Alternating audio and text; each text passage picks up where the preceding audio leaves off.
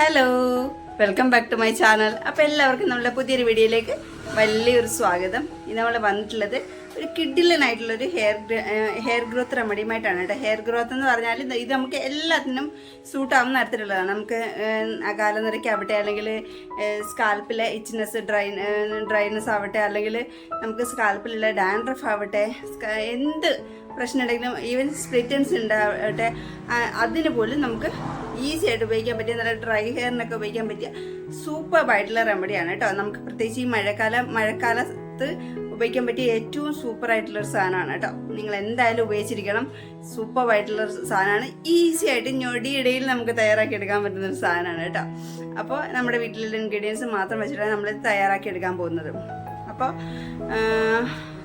നമുക്ക് ഒരുപാട് വെച്ച് ഞാൻ താമസിപ്പിക്കുന്നില്ല, നമുക്ക് നേരെ വീഡിയോയിലേക്ക് പോകാം. പോകുന്നതിന് മുന്നേ എൻ്റെ വീഡിയോ ആരെങ്കിലും ഇപ്പോഴായിട്ട് കാണുന്നവരുണ്ടെങ്കിൽ പ്ലീസ് നമ്മുടെ ചാനൽ സബ്സ്ക്രൈബ് ചെയ്തിട്ട് പോവുക. ഈ വീഡിയോ ഇഷ്ടപ്പെടുകയാണെങ്കിൽ ഒന്ന് ലൈക്ക് ചെയ്തിട്ട് പോകണം കേട്ടോ. അതുപോലെ ഫ്രണ്ട്സിനും ഫാമിലിക്കൊക്കെ ഒന്ന് ഷെയർ ചെയ്ത് കൊടുക്കുകയും കൂടെ വേണം കേട്ടോ. അപ്പോൾ നമുക്ക് നേരെ വീഡിയോയിലേക്ക് പോകാം.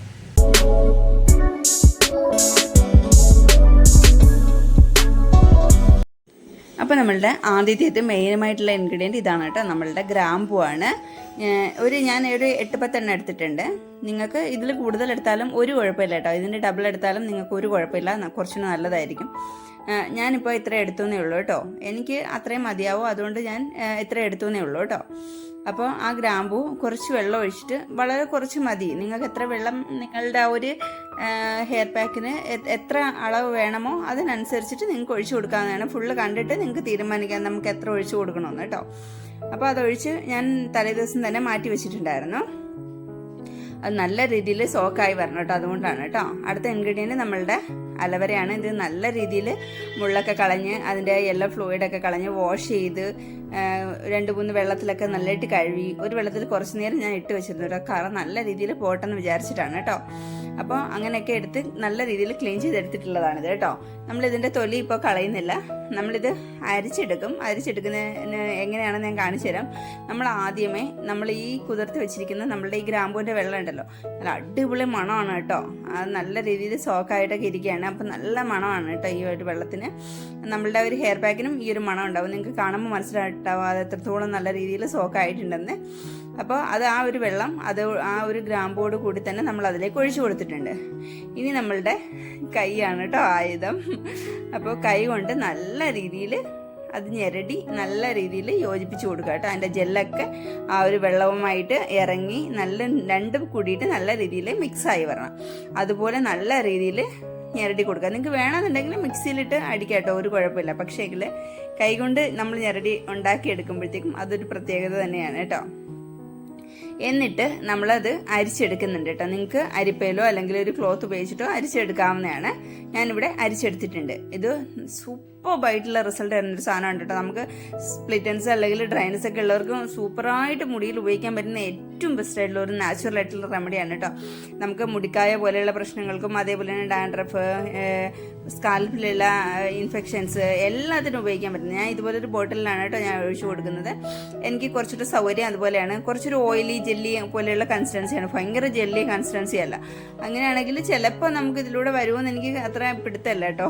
ഈ ഒരു ബോട്ടിലാകുമ്പോൾ ഇപ്പോൾ എനിക്ക് കിട്ടിയ ഈ ഒരു കൺസിസ്റ്റൻസി ഇതിലൂടെ വരാൻ വേണ്ടിയിട്ട് നന്നായിട്ട് വരും. അതുകൊണ്ടാണ് ഞാൻ അതിലിട്ട് ആഡ് ചെയ്ത് കൊടുത്തിട്ടുള്ളത്. ഒരു ലൈറ്റായിട്ട് മൈൽഡായിട്ട് ഞാൻ ഓയിൽ വെച്ചിട്ടുണ്ട്. എന്നിട്ട് നമ്മളിത് സ്കാൽപ്പിലേക്ക് അപ്ലൈ ചെയ്ത് കൊടുക്കുക. സ്കാൽപ്പിൽ നിന്ന് അപ്ലൈ ചെയ്തിട്ട് മുടിയുടെ എൻഡ് വരേക്കും നിങ്ങൾക്ക് അപ്ലൈ ചെയ്യാവുന്നതാണ് കേട്ടോ. ഞാൻ മെയിനായിട്ട് ഇപ്പോൾ കോൺസെൻട്രേറ്റ് ചെയ്യുന്നത് എൻ്റെ സ്കാൽപ്പിലാണ്.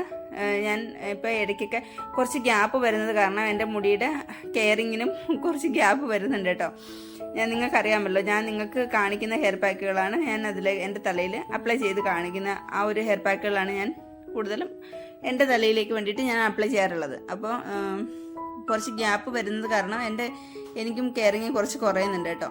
അപ്പോൾ എൻ്റെ മുടിക്കും ഞാൻ ഉപയോഗിക്കുന്ന എല്ലാ സാധനങ്ങളും നിങ്ങൾക്ക് വേണ്ടിയിട്ട് ഞാൻ ഷെയർ ചെയ്യുന്നുണ്ട്. അപ്പോൾ നിങ്ങളും ഉറപ്പായിട്ടും ട്രൈ ചെയ്ത് നോക്കണം. എനിക്ക് കിട്ടിയ പോലെയുള്ള റിസൾട്ട് നിങ്ങൾക്കും കിട്ടുന്നതാണ് കേട്ടോ. എനിക്കിപ്പോൾ ഒട്ടും തന്നെ മുടി കൊഴിച്ചിലില്ല എന്ന് വേണം പറയാൻ വേണ്ടിയിട്ട്. നല്ല രീതിയിൽ ഹെയർ ഗ്രോത്ത് ആവുന്നുണ്ട് എന്ന് എനിക്ക് നല്ലതായിട്ട് ഫീൽ ചെയ്യുന്നുണ്ട്. അപ്പോൾ നിങ്ങൾ ഉറപ്പായിട്ടും ട്രൈ ചെയ്ത് നോക്കണം. സൂപ്പറായിട്ടുള്ള റെമഡിയാണ്. നല്ലൊരു ഹെൽത്തി ഹെയർ വേണമെന്ന് ആഗ്രഹമുള്ളവർ, മുടിയുടെ പ്രശ്നങ്ങളെല്ലാം മാറണമെന്ന് ആഗ്രഹമുള്ളവർ എന്തായാലും മസ്റ്റായിട്ടും ട്രൈ ചെയ്ത് നോക്കേണ്ട ഒന്ന് തന്നെയാണ് കേട്ടോ.